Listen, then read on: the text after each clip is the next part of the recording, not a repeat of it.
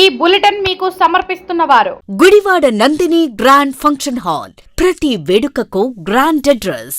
Om dental leads where your smile live 10/33 Yesu plaza union bank దగ్గర Gauri Shankarapuram Gudivada. Manager needed in Gudivada.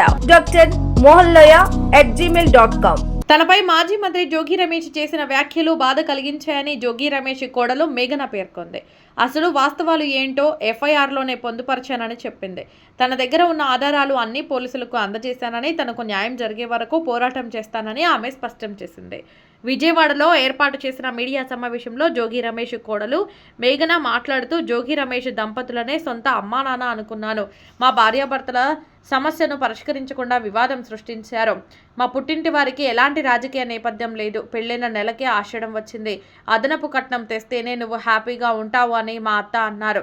వివాహానికి ముందు వాళ్ళు హిందువులని చెప్పారు. వాళ్ళు క్రైస్తవులని నాకు పెళ్ళయ్యాక తెలిసిందని ఆరోపించింది.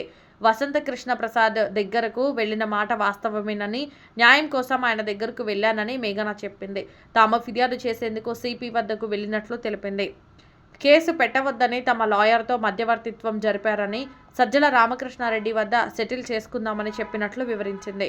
రాజీ చేసుకోవాలని సజ్జల రామకృష్ణారెడ్డి సూచించారని, తానున్నానని న్యాయం చేస్తానని సజ్జల చెప్పారని వెల్లడించింది. కాలయాపన తప్ప సమస్య పరిష్కరించేలా జోగి రమేష్ ప్రవర్తించలేదని ఆరోపించింది. వైఎస్ జగన్ను కూడా కలిసే ప్రయత్నం చేశానని, కానీ కుదరలేదని ఆమె వ్యాఖ్యానించింది. ఎందుకంటే ఒక ఆడపిల్లకి అన్యాయం జరిగినందుకు మీరందరూ కూడా ఇన్ని రోజుల నుంచి నాకు సపోర్ట్ చేసి, నాకు స్టాండ్ తీసుకొని నా గురించి అన్యాయాన్ని మీరు మీ ద్వారా ప్రజలందరికీ తెలియజేసినందుకు నాకు ఫస్ట్ మీ అందరికీ కృతజ్ఞతలు తెలుపుకుంటున్నాను. అయితే ఇప్పుడు నేనేమీ పెద్ద ఇట్లా ప్రొఫెషనల్ ఏం కాదండి. ఒక ఆడపిల్లకి, మీ ఇంటి ఆడపిల్లకి అన్యాయం జరిగితే ఎట్లా అయితే ఎక్స్ప్రెస్ చేస్తుందో అదేవిధంగా నాకు జరిగిన అన్యాయాన్ని ఖచ్చితంగా మీ ముందుకి జరిగిన అన్యాయాన్ని, జరిగిన వాస్తవాల్ని మీ అందరి ముందు మీ ద్వారా తెలియజేయాలని ఇవాళ ఇక్కడికి రావడం జరిగింది. అయితే ఇక్కడికి వస్తున్నందుకు ఇలాంటి రోజు ఒకటి నాకు వస్తుంది అని కూడా నేను అనుకోలేదు. ఇక్కడ రావడము, ఇలా అన్యాయం జరిగి ఇట్లా అందరి ముందు మాట్లాడడం కూడా ఒక ఆడపిల్లగా చాలా ఫస్ట్ బాధాకరంగా ఉంది నాకు. బట్ నేను ఇప్పుడు జరిగిన నాకు బాధలు, నాకు జరిగిన ప్రాబ్లమ్స్, అన్యాయం అన్నీ కూడా నేను ఎదుర్కొని గట్టిగా నిలబడి ఇప్పుడు మీ అందరి ముందు నేను ఇది పెడుతున్నందుకు నేను గర్వంగా ఫీల్ అవుతున్నాను. ఎందుకంటే ప్రతి ఒక్క ఆడపిల్ల కూడా అన్యాయం జరిగితే లోపల కుమిలిపోయి కూర్చోకూడదు. ప్రతి ఒక్కరు బయటికి వచ్చి మాట్లాడాలి. మాట్లాడితేనే వాళ్ళకి న్యాయం జరుగుతుంది. ఇట్లాంటి వాళ్ళు అంటే జోగి రమేష్ అండ్ ఇట్లాంటి ఫ్యామిలీ వాళ్ళు, ఇట్లాంటి వాళ్ళ నుంచి మనం బయటపడవచ్చు. ఖచ్చితంగా జరిగిన వాస్తవాలు ఏంటో కూడా అందరికీ తెలుస్తాయి. అయితే ముందుగా నా పేరు మేఘన. నేను మాజీ మంత్రి జోగి రమేష్ గారి కోడల్ని. 1.5 year బ్యాక్ అంటే May 28, 2025 రోజున జోగి రాజీవ్తో నాకు వివాహం జరిగింది. ఇప్పుడు అందరు తండ్రులు ఎట్లా అయితే తన అమ్మాయి, తన కూతురు హ్యాపీగా ఉండాలి అని చెప్పి ఎట్లయితే పెళ్లి చేశారో, మా డాడీ కూడా నేను హ్యాపీగా ఉండాలి అని చెప్పి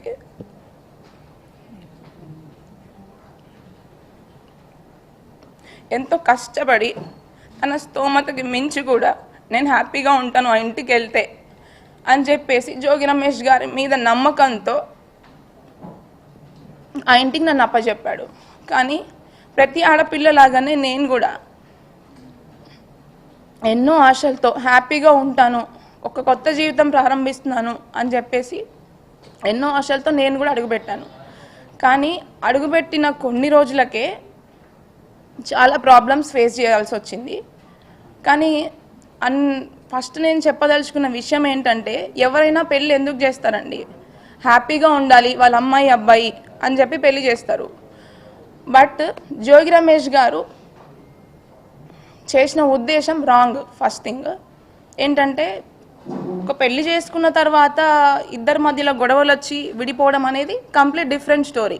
బట్ నా పెళ్ళి అట్లా జరగలేదు. ఖచ్చితంగా ఈ పెళ్ళి ఉండదు, ఇది ఉండే పెళ్ళి కాదు అని చెప్పి అతని కొడుకుకి ఉన్న ప్రాబ్లము ముందే అతనికి తెలిసే, ఖచ్చితంగా వాళ్ళ కుటుంబం మొత్తానికి తెలిసే నాకు ఈ పెళ్లి చేశారు.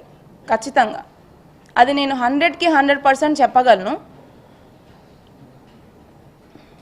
పెళ్ళికి ముందు ఇలా తెలిసి ఒక అమ్మాయి గొంతుని కోయడం అనేది చాలా పెద్ద నేరము. ఇట్లా ఇప్పుడు తనకు కూడా ఒక కూతురు ఉంది, తనకు కూడా ఖచ్చితంగా కూతురు ఉంది. తన కూతురు కూడా ఇట్లా జరిగితే ఏం చేస్తారు? ఇప్పుడు ప్రజలందరికీ సహాయం చేసే ఒక వ్యక్తి, పబ్లిక్ పర్సన్, అతను పబ్లిక్ నాయకుడు. మరి తన ఇంట్లో ఆడపిల్లకి అన్యాయం చేశాడు తనే. మరి ఏం చేద్దాం అనుకున్నాడు ఆయన? ఏ ఉద్దేశంతో పెళ్లి చేశాడు? అండ్ నిన్న జోగి రమేష్ గారు జరిగిన ప్రెస్ మీట్లో ఒక విషయం చెప్పాడనమాట. మా ఇద్దరి మధ్యలో మనస్పర్ధలు, గొడవలు రావడం వల్ల డిస్టర్బెన్సెస్ వచ్చి వాళ్ళు ఏదో విడిపోతున్నారు, బట్ ఇప్పుడు కూడా కలిసి ఉండాలని అనుకుంటున్నాను అంటున్నాడు. అసలు మా ఇద్దరి మధ్యలో ఏం గొడవలు వచ్చాయి? అసలు ప్రాబ్లం ఏంటి? నేను చేసిన తప్పేంటి?